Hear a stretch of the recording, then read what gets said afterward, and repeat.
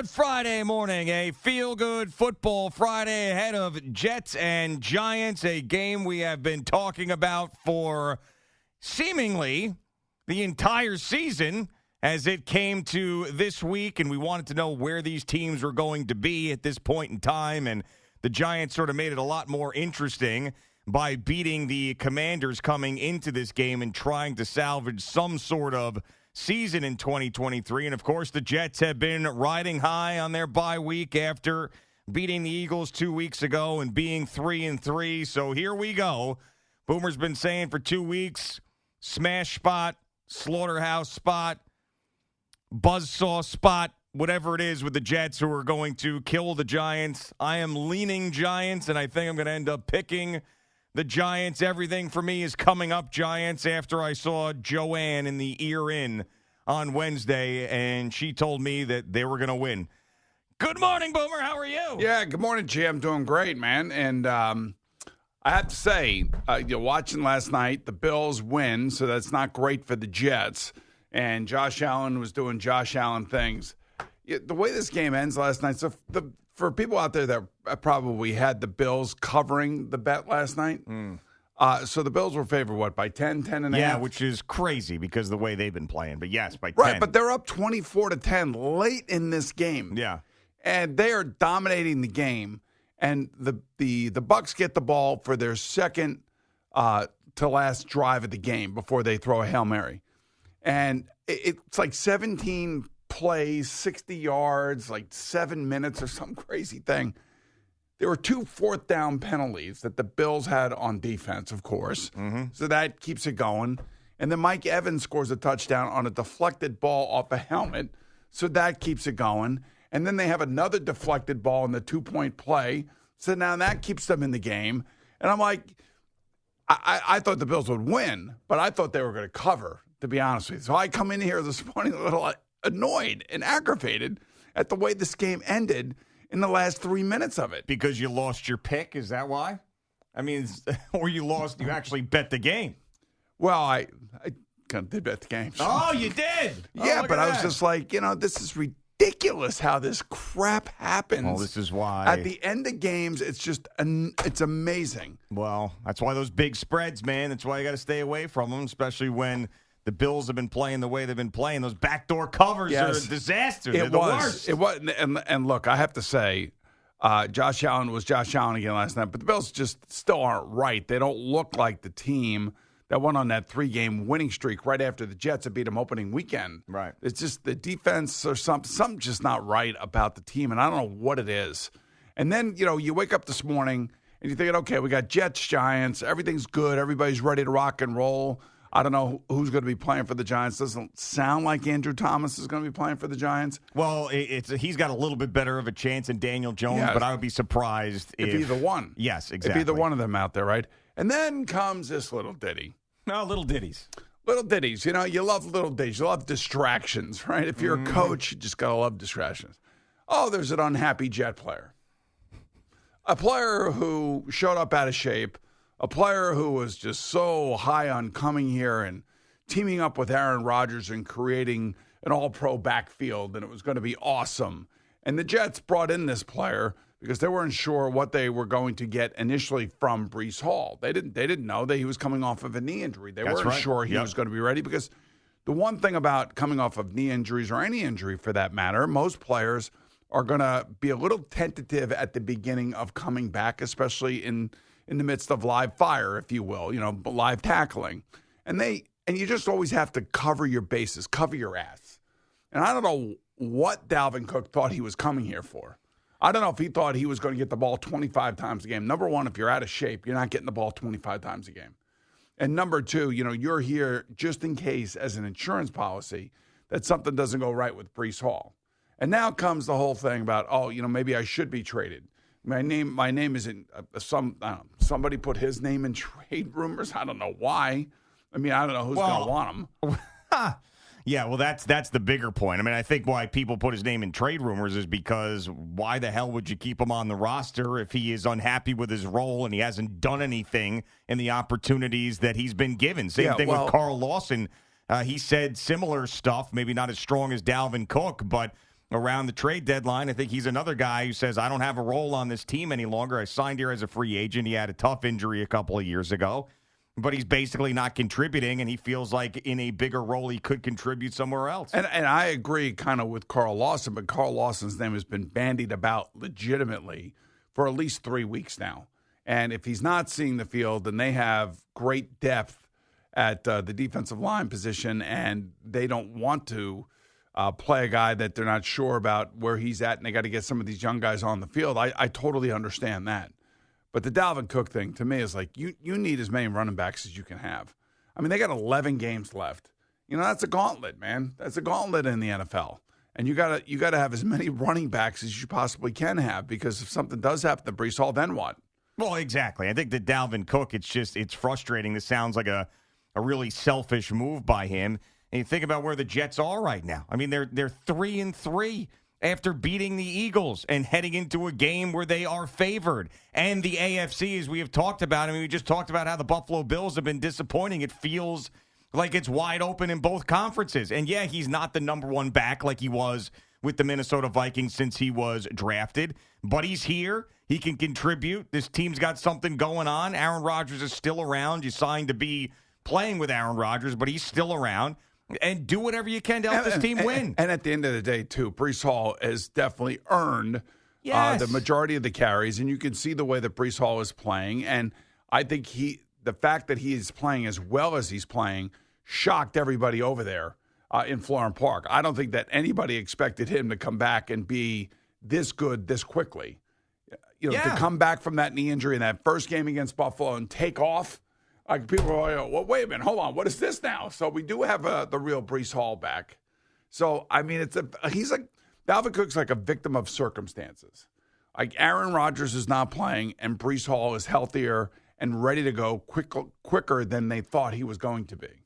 Yeah, and Dalvin Cook just needs to understand that this is the situation. It's not like the Jets are deliberately holding him out or treating him unfairly. It's just, Aaron Rodgers went down. Okay, so you're not playing with Aaron Rodgers. He signed you to play with Aaron Rodgers. Tough. That happens. So it's injuries in the NFL. How about we go back to when we signed him and how, was it going to be Miami? Was it going to be this team? Was it going to be that team? Nobody really wanted him, and then the Jets ended up signing him for relatively no money. Sure. And when he got here, what was he all about? I'll do whatever they ask me. Mm-hmm. Whatever they want me to do, I'll do it. Whatever I need to do to be a part of this team and to help this team win, I'm going to do it. It didn't come with the caveat, I need to get 20 carries a game. Yeah, and that's what he said. He goes, I come from getting the ball 20 times a game or however many times. Yeah, of course, it's frustrating. But listen, the Minnesota Vikings wouldn't have cut him. He wouldn't have been out there on the free agent market for as long as he was.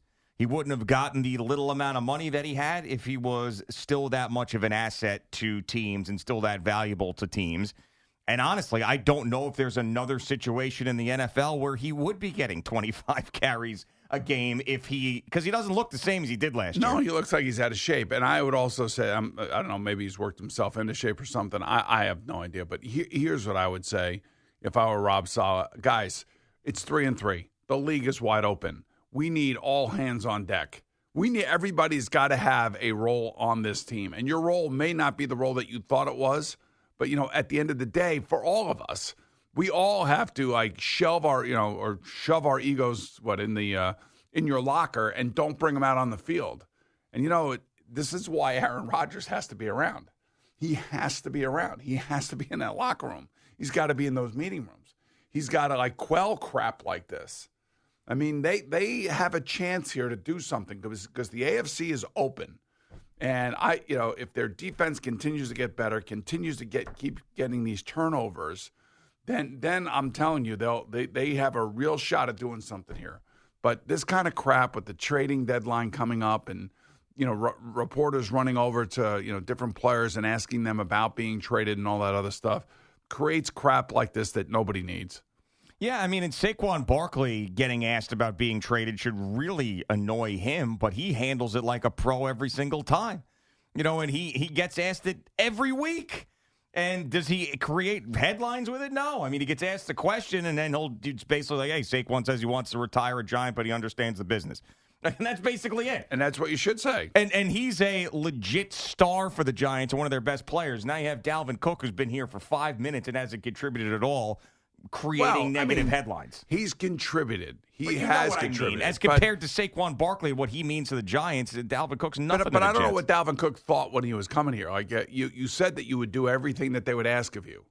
So they're asking probably a little less than you thought they were going to ask. But you know what? They still need a support person and a support role. I mean, Breece Hall can't be carrying the ball 30 times a game. You got to get your 7 to 8 carries. Yeah. You know, maybe now here's the other problem. The offense isn't great because the quarterback hamstrings the offense. So you don't have a lot of first downs. You don't have a lot of reoccurring long drives with a lot of plays. So therefore, you know, the limited amount of plays that they're getting or opportunities they're getting, they're going to have Breece Hall out there as opposed to Dalvin Cook. Yeah.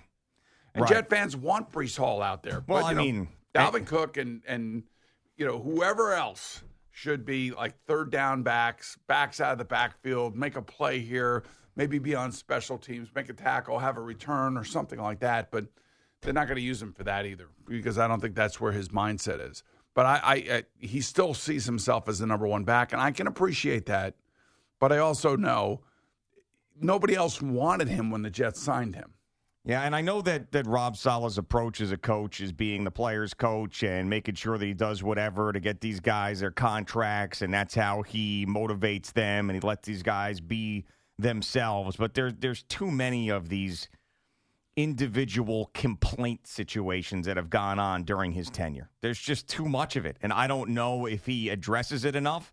I don't know if he even brings it up. But, I mean, whether it's social media, passive-aggressive or straight-up aggressive, or things like this, it just happens too much. I mean, it does it. And I understand these guys were away from the team for a few days because of the bye week. But, I mean, is that hard to be like, hey, listen, there's going to be reporters asking about the trade deadline. Let's not cause some headlines here. Let's try to figure this out. Whatever. Let's be a professional. We're on our way to maybe doing something special this year, and let's not screw it up. I also think the one defense that I will give Dalvin is that, you know, he's watching his brother playing for the Bills. I'm sure there are people in his life that are asking him, you know, how come you're not getting more carries? How come you're not getting this? How come you're not getting that? You know, it's hard to admit that the guy in front of you is better, faster, more explosive, and is really at the beginning of his career, and he has something special going on. Just like when Dalvin got to Minnesota initially. You know, he had something special going on. They saw a great young running back, and they were like, man, this guy's going to be something special. And they used him. And now, because of whatever reason, whatever the reason is, whether it be off the field reasons or on the field reasons, you know, nobody really was knocking his door down to sign him. And then when the Jets finally did sign him, it was not for a lot of money. And his commentary back then, if you look back at the comments when he was signing with the Jets, and this is obviously when Aaron Rodgers was healthy, and plus he got the bulk of the carries week 1 against the Buffalo Bills. That's right. You know, everything was fine. And then when Breece Hall came back and they saw that Breece Hall was going to be able to run effectively after that knee injury and not protect himself in terms of, you know, running with the knee injury and just letting it loose, which is probably something nobody thought was coming this quickly. You got to be a realist and say Breece Hall's the man. He is by far. He is the man. He's the guy that's got the energy. He's the one that's got the explosive. He's the guy that you want on the field. Yeah, I mean, and also it's not like Dalvin Cook's getting 0 opportunities, and make the most out of your opportunities, and maybe you get the ball more. I mean, it's not that hard. I don't know if Joe Douglas is going to look at these guys and what they said yesterday and say we can't have this, and it really doesn't matter if we have Dalvin Cook on this team or not, and I'm going to try to trade him, or Carl Lawson, you know, we didn't work out the way we wanted it to because of his injury. We're going to try to trade him, but they also drafted young defensive linemen since they signed him. So I kind of get his deal a little bit more, and he's been somewhat quiet about it, but he has been all over, so not him personally, but his name has been all over social media in terms as a prime trade target. Yeah, and as you said it before, though, I don't know if there's anybody, unless there's going to be some sort of devastating injury, that's going to want to trade anything for Dalvin Cook at this point. I mean, no one wanted to sign him other than the Jets and the Dolphins, and the Dolphins backed off, and the Jets were the last ones there. Think someone's going to give up an asset for him now? When you didn't even need to give up anything as far as draft choices, all you had to do was sign him, and barely the Jets were the only ones standing with that. I think we have 7 or 8 guys already traded prior to this trading deadline, which is in 4 days now. And so that will give every team an opportunity to see where they are come Sunday, except for the teams that are playing on Monday night. And they'll take stock of where they are, the players that are on expiring contracts, and what the opportunity is like. You just saw Philadelphia sign Kevin Byard or trade for Kevin Byard, the safety from the Titans. They had safety problems. What do? They go out and they make a trade for a 2-time All-Pro safety who, Tennessee looks like they're for sale. They got players for sale down there. You got to wonder where DeAndre Hopkins is going to end up, if he ends up somewhere. You would think that some team that is right there in the mix that needs another wide receiver would go out and get him. Yeah, I mean, it's going to be the trade deadline in the NFL the last couple of years has been real juicy. And for years and years and years, it never was anything. And now you get legit players on the move. And you already saw how aggressive Howie Roseman was, as you said. So this is going to be fascinating to see. I don't think that the Giants are going to do anything crazy. We'll see what the Jets end up doing. And maybe, by the way, maybe these teams add. Who knows? I mean, let's see what happens. Maybe Joe Shane, if the Giants can pull off the upset this weekend, decides, maybe I'll add to this team and see if we could do something. Anything's on the table now with this trade deadline and where it is in the season. A feel-good football Friday on the Fan and CBS Sports Network. Jerry joins us in just a couple of minutes. I'll let you know about Thursday night football and all the local sports.